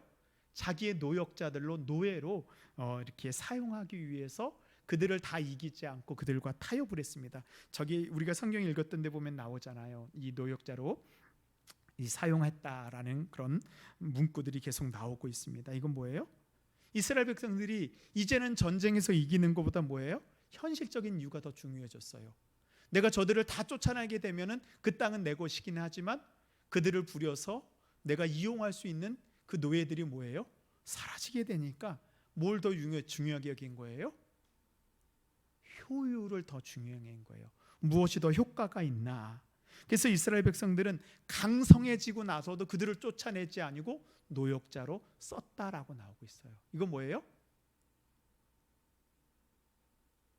이익을 위해서 타협한 거예요. 요 정도까지는 괜찮겠지. 효율적으로 신앙을 계산한 겁니다. 결국 사사기는 이스라엘이 용납했던 그 가나안 땅의 세력들로 인해서, 가나안 땅의 문화와 우상으로 인해서 뭐예요? 실패하는, 굴복하는 역사입니다. 작은 타협이 뭐예요? 타락과 몰락을 가져오게 되는 것입니다. 우리 교재, 우리 세 번째 단락 한번 보도록 하겠습니다. 그러나, 우리 함께 읽겠습니다. 시작. 그러나 그들은 가나안을 다 정복하지 못했고 상대가 강해서 포기했고 노역자로 이용하기 위해 타협했다. 하나님을 의지하지 않아서 정복하지 못했고 하나님께 순종하지 않아서 공존한 것이다. 그 남은 세력은 가시와 올무가 될 것이다. 타협하는 신앙의 마지막이 무엇인지 보여주는 게 사사기예요. 그래서 우리에게 그것을 사사기는 경고하고 있어요. 지금 여러분의 삶 가운데 작은 거라도 죄와 어두운 가운데 타협하고 있는 것이 무엇인가? 작은 이익을 위해서 내어준 것이 무엇인가? 결국 그것이 우리의 타락을 가져오고 우리의 몰락을 가져온다는 거예요. 이 사단은 뭐예요? 이 사단과 악과 우리가 작게 타협을 하게 되면 뭐예요? 영적 전쟁에서 지는 것입니다. 영적 전쟁은 타협이 없어요. 타협하는 순간 우리가 죄로 인해 타락하게 되고 우리가 멸망하게 되는 것입니다. 그래서 이스라엘 백성들은 이제 영적으로 태만해지고 태만하고 대적들과 타협하고 가나안의 문화와 가나안의 우상을 수용하고 받아들이게 돼요. 그러면 결국 그 끝이 몰락이고 실패합니다. 그래서 그들이 남겨둔 것은요, 그냥 가나안 사람들이 아닙니다. 가나안의 바알의 음란한 종교, 우상, 타락된 문화, 가나안 사람들이 섬기는 그런 신인 만몬이에요. 그래서 타협하는 신앙의 최고가 무엇인가? 그래서 우리가 이제 만모니즘 이런 말을 우리가 하는데요. 원래 이 만몬은요, 가나안 땅에서 사람들이 섬기던 신의 이름이 만몬이라는 신이 있어요. 근데 지금 우리가 만모니즘, 만몬을 뭐라고 지금 이렇게 얘기를 하죠? 물질 만능주의를 만몬의 시대라고 얘기를 합니다. 왜요? 이 만몬이란 신 자체가 그예요. 바로 물질만 바치면 모든 것을 다 해주는 신이 바로 이 맘몬입니다. 그래서 우리의 신앙의 모습들 보면요, 우리가 어릴 때 우리가 자녀들을 어떻게 키웠어요? 예전에는 우리 자녀들을 눈물과 기도로 키운다고 얘기했습니다. 그런데 요즘에 교회에서요, 저는 정말로 교회에서 자녀들을 눈물과 기도로 키운다는 말을 요즘에 하나요, 안 하나요? 왜 안 해요? 우리가 그렇게 키우지 않으니까 그 얘기를 하지 않은 거예요. 요즘엔 뭐로 키워요? 돈으로 키우잖아요. 아이들 학원을 뺑뺑이 돌리고요. 어떻게 보면 정말로 돈으로 키우는 것 같아요. 교회에서 열심히 다니고 너는 신앙으로 하나님께서 너를 키우실 거라고 얘기하나요? 말로는 그렇게 얘기하지만 실제는, 현실은 그렇지 않습니다. 기도로 키운 것이 아니라 물질로 키우죠. 이것이 어떻게 보면 우리 안에 들어온 이 맘모니즘, 물질 만능주의예요. 이 교회도 이런 물질 만능주의가 들어옵니다. 이제 마지막 장입니다. 이제 힘을 내십시오. 이제 거의 다 끝나갑니다. 오늘 제가 너무 열정 있게 준비했어요. 조금 분량을 조절했어야 되는데 제가 밥도 안 먹고 준비하다 보니까, 이건 제가 실제로 방문했던 서울에 있는 우리 교당 교회는 아니고요, 타교당 교회의 실제 이야기입니다. 그 교회는 서울 강남의 한복판에 위치하고 있습니다. 교회 이름은 얘기하지 않겠는데요, 이제 그 교회도 우리 목장들이 돌아가면서 교회 이렇게 청소하고 성전 관리하는 것처럼 그 큰 이 서울에 있는 교회도 이제 이 구역원들이 가서 교회를 청소를 합니다. 근데요, 구역 청소하는 날이 되면 얼굴을 모르는 사람들이 와서 교회 청소를 합니다. 그것도 아주 프로페셔널하게 아주 깨끗이 합니다. 근데 알고 보면요, 이 사람들이 성도가 아닌 거예요. 집사님, 권사님들이 고용한 사람들인 거예요. 일당을 주고 어디 교회 가서 어디에 가서 청소를 하고, 또 자기 집에서 일하고 있는 그런 사람들을 이제 가서 보내서 교회를 청소해야 해요. 근데 이게 제가 실제로 그 교회에서 들은 이야기예요. 이게 신앙인가요? 이게 아니잖아요. 저도 예전에 시골교회 있을 때 우리 어르신들이 나이가 너무 많아서 청소하기 힘들다고 해서 일주일에 한 번 정도 목사님 청소하는 사람 불러서 좀 교회 청소하면 어때요? 라고 의견이 나온 적이 있어요. 그래서 제가 봤는데 정말 우리 교회에 진짜로 다 할머니 할아버지들밖에 없어서 청소를 못할 것 같으면 제가 그렇게 할 수도 있었어요. 그런데 젊은 집사님들이 있고 아직도 청소할 수 있는, 나이가 들었지만 그런 분들이 있는데 그거는 아닌 것 같더라고요. 그래서 우리가 집사님, 권사님들 다 있는데 우리가 그렇게 하지는 말자. 사람을 사서 청소하지 말자. 그래서 코로나 2년 동안에요, 매주 토요일마다 저부터 앞장서 가지고요, 교회 청소 다 했습니다. 우리가 하나님을 할 때 뭐예요? 나의 헌신이 먼저인 것입니다. 그리고 헌신과 함께 물질이 드려질 때 그것이 하나님께 드려지는 산 제물이 되는 거예요. 이제 왜 실패한 이유, 사사기 2장 3절에 또 좀 보도록 하겠습니다. 이제 가나안 땅의 우상 맘모니즘 때문에 이들이 실패하게 됩니다. 그 실패한 결과를 하나님께서 심판하십니다.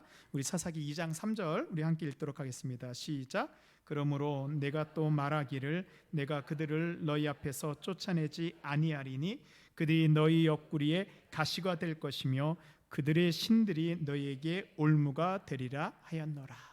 아멘. 결국 이 가나안에 남아있는 세력들이 뭐예요? 이스라엘 백성들의 가시와 올무가 됩니다. 타협하는 신앙을 갖잖아요. 우리가 한 번 타협하잖아요. 내가 내 신앙에 대해서 한 번 타협하면 그게 어때요? 우리가 가시가 되잖아요. 우리가 그거 경험했잖아요. 신앙생활 처음 하면서 내가 요거는 타협했을 때 그게 한 번 하고 나면 그게 사라지나요? 가시가 돼서 끝까지 나를 찌르잖아요. 내가 한 번 타협하면 어떻게 돼요? 올무가 되잖아요. 그게 올무가 되어서 내 신앙이 내가 나아가고 성장하는데, 내가 하나님께서 주신 은혜 받는데 그게 끝까지 걸리는 거예요. 타협하는 신앙이 얼마나 무섭습니까? 근데 이스라엘 백성들은 계속되는 패배 속에서도 그걸 몰랐습니다. 아무렇지도 않게 합니다. 그래서 하나님께서 이제 2장 시작되면서 하나님의 사자를 보면서 이스라엘 백성들에게 깨우쳐 줍니다. 언약을 배반했기 때문에, 순종하지 않았기 때문에 하나님으로부터 이런 심판을 받는다라고 깨우쳐 줍니다. 우리 2장 1절입니다. 함께 읽겠습니다. 시작. 여호와의 사자가 길갈에서부터 복임으로 올라와 말하되 내가 너희를 애굽에서 올라오게 하여 내가 너희의 조상들에게 맹세한 땅으로 들어가게 하였으며 또 내가 이르기를 내가 너희와 함께한 언약을 영원히 어기지 아니하리니. 하나님 어떤 분이세요? 우리와 하신 언약을 어기지 않는 하나님이에요. 근데 언약을 누가 어기는 거예요? 우리가 어기는 거예요. 왜 하나님은 우리에게 이런 시험 주십니까? 왜 하나님 우리에게 하신 약속을 왜 복 주신다고 하셨는데 하나님 복 주시지 않나요? 그게 바로 뭐예요? 하나님은 언약을 어기시는 것이 아니고 우리가 타협하고 우리가 포기했기 때문에, 언약을 깨뜨렸기 때문에 우리가 시험과 어려움 가운데 있는 것입니다. 우리 2절 말씀 함께 읽겠습니다. 시작. 너희는 이 땅의 주민과 언약을 맺지 말며 그들의 제단들을 헐라하였거늘 너희가 내 목소리를 듣지 아니하였으니 어찌하여 그리하였느냐. 하나님께서 무엇을 심판하시는지 보여주고 있습니다. 하나님의 심판 앞에서 이제 그들이 반응합니다. 사사기 2장입니다. 4절 5절입니다. 제가 4절 읽고요, 우리 성도님들이 5절 읽도록 하겠습니다. 여호와의 사자가 이스라엘 모든 자손에게 이 말씀을 이르매 백성이 소리를 높여 운지라.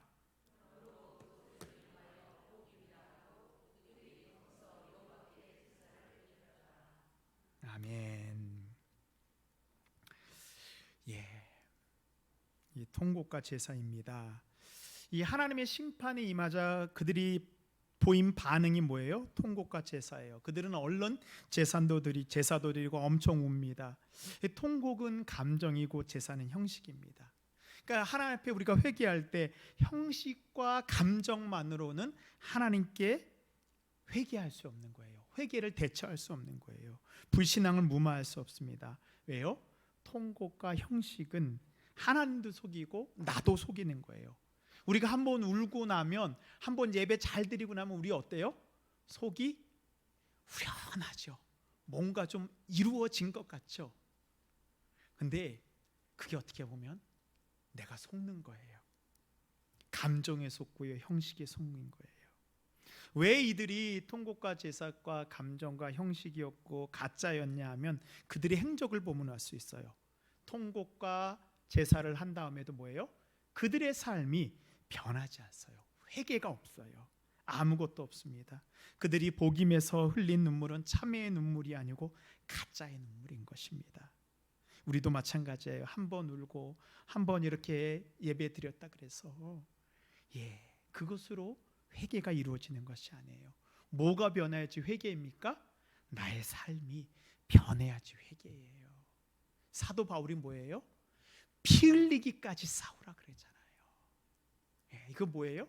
피 흘린다는 표현은 뭐냐면 내 삶이 변하기 위해서 내가 무릎이 찢어질 정도로, 내 손바닥이 터질 정도로 내 삶의 변화를 위해서 내가 헌신하고 내가 변하기 위해서 노력하는 것입니다. 결국 약속의 땅이었던 가나안은 불안과 통곡의 땅으로 변하게 되고 샬롬을 잃어버린 땅이 되고 맙니다.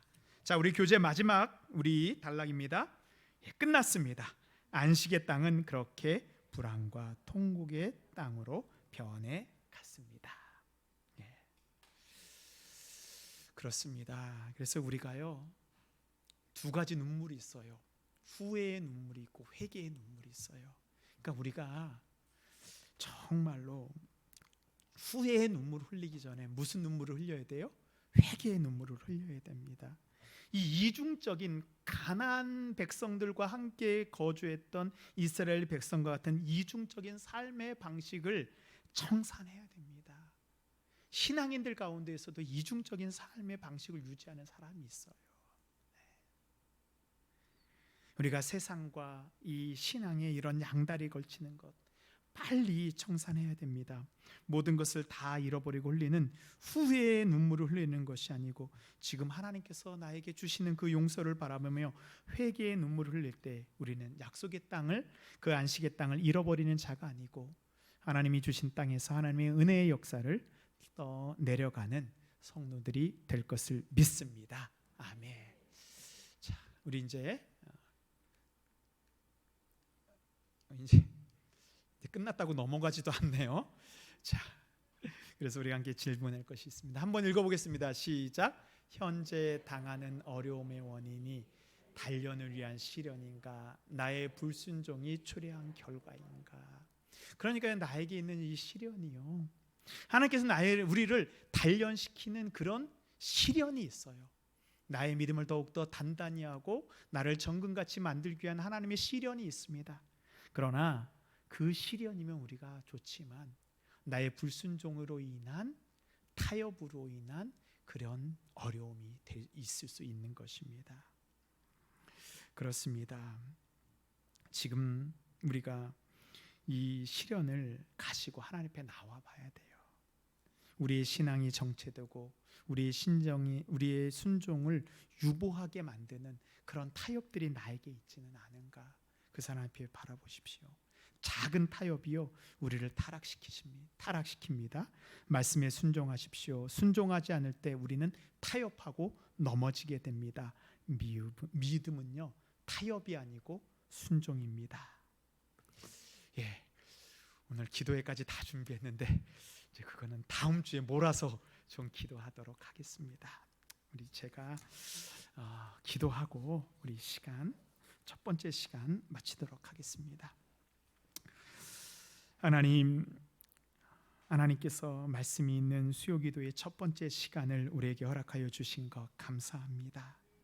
하나님, 오늘 주신 말씀을 통해서 우리의 왕이 누구인지 우리가 알게 하여 주시옵소서. 아직도 내 인생의 왕좌에 내가 앉아 있고 내가 왕이 되어서 하나님 살아가고 있지는 않은지요. 하나님이 우리의 삶의 주인 되어 주시옵소서. 하나님 아버지, 우리가 살아가면서 신앙의 전쟁에서 실패했는데도 불구하고 그것을 모르고 여전히 우리가 살아갈 때가 있습니다. 하나님, 우리가 정말로 이 땅에서 하나님 아버지 주님, 후회의 눈물이 아니고 회개의 눈물을 흘리게 하여 주시옵소서. 하나님, 우리에게 시련과 어려움이 왔을 때 우리가 하나님께 묻는 신앙, 듣는 신앙을 갖게 하여 주시옵소서. 하나님, 이제 하나님 주신 말씀 붙잡고 또한 우리가 한 주 동안 묵상할 때 하나님, 우리에게 하나님 아버지 주님, 지금 오는 시련이 하나님 어떤 시련인지 구분하고 분별하게 하여 주시옵소서. 우리의 삶 가운데 하나님 타협이 없게 하여 주시고 하나님의 말씀에 순종하니 하나님 있게 하여 주시옵소서. 예수님의 이름으로 기도하였습니다. 아멘. 이제는 우리를 죄에서 구원하여 주신 예수 그리스도의 크신 은혜와 우리를 위해서 진정한 안식 평안을 예비해 주시고 그 가운데 거하기를 원하시는 하나님 아버지의 극진하신 사랑하심과 우리가 죄와 타협하고 죄로 인해서 하나님 파멸되려고 할 때 우리의 마음을 붙잡아 주시고 다시 회개하고 일어나게 하시는 성령님의 교통교제 역사 인도하심이 이제 하나님이 주시는 성령 충만함과 하나님의 말씀에 전신갑주를 입고 이 땅에서 믿음으로 승리하는 영적 전쟁을 하기를 다짐하는 주님의 모든 백성들 머리 위에, 우리의 가정과 우리의 자녀 위에, 하나님이 주신 복된 기업과 일터와 학업 위에, 영적 전쟁에서 승리하는 믿음의 동신교회 위에 이제부터 영원토록 함께 하시기를 간절히 축원하옵나이다. 아멘.